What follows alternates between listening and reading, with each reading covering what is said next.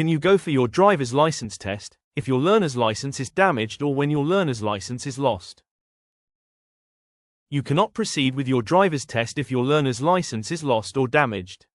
You must have a valid learner's license to take the practical driving test. If your learner's license is lost or damaged, you need to apply for a replacement before your driving test appointment. To replace a lost or damaged learner's license in South Africa, you need to visit the nearest driving license testing center with the necessary documents and fees. You will need to complete the required application DL1 form and also a declaration in respect of lost documents form, along with your ID, proof of address, and photos. A police affidavit may be required to state what happened to your learner's license.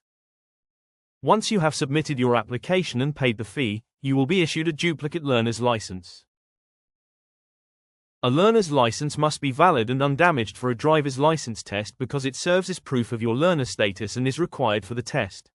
A damaged license might not be accepted as valid identification or proof of your learner status, potentially leading to the test being refused.